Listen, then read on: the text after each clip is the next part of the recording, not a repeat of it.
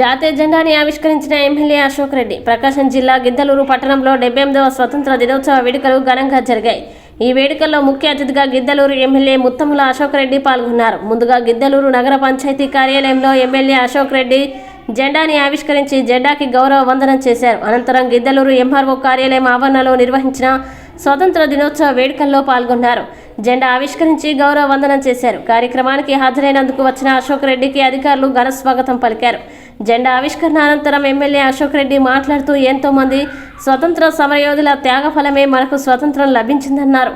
యువత స్వతంత్ర సమరయోధుల్ని ఆదర్శంగా తీసుకోవాలన్నారు। ఈ కార్యక్రమంలో గిద్దలూరు నగర పంచాయతీ చైర్మన్ పాముల వెంకట సుబ్బయ్య, జెడ్పీటీసీ సభ్యుడు బుడతా మధుసూదన్ యాదవ్, మండల పార్టీ అధ్యక్షులు మార్తాల సుబ్బారెడ్డి, సయ్యద్ షానిషావలి మరియు పట్టణ కౌన్సిలర్లు, తెలుగుదేశం పార్టీ నాయకులు, కార్యకర్తలు, సంబంధిత అధికారులు, విద్యార్థులు తదితరులు పాల్గొన్నారు। స్వతంత్ర దినోత్సవ సందర్భంగా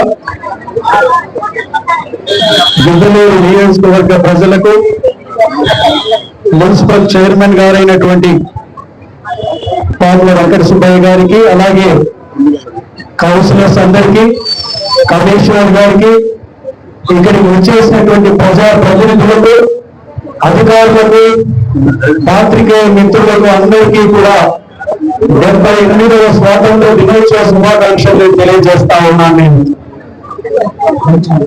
ఎందరో మహానుభావుల యొక్క త్యాగ ఫలితమే ఈ స్వాతంత్ర్యం మనకి।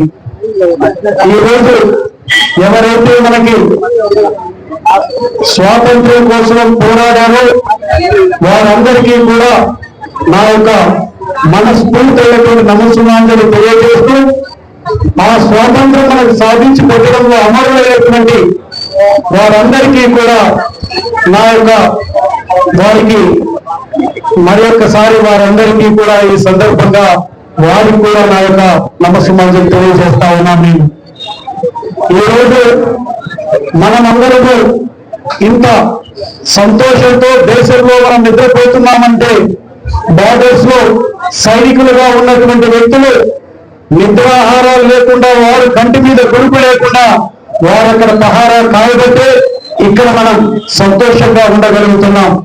అటువంటి మన సైనికులకి, మాజీ సైనికులందరికీ కూడా వారికి కూడా నా యొక్క మనస్ఫూర్తిమైనటువంటి నమస్సుమాంజలి తెలియజేస్తూ, అమరులైనటువంటి సైనికులకి నా జోహార్లు కూడా అందిస్తా ఉన్నాను। నేను ఈరోజు మనకి ముఖ్యమంత్రిగా నారా చంద్రబాబు నాయుడు గారు ఈ రోజు మరలా అధికారంలోకి వచ్చిన తర్వాత ఈ రాష్ట్రంలో పేదరికం లేని సమాజాన్ని నిర్మించాలనేటువంటి ధ్యేయంతో పరిపాలన సాగించడం జరుగుతుంది।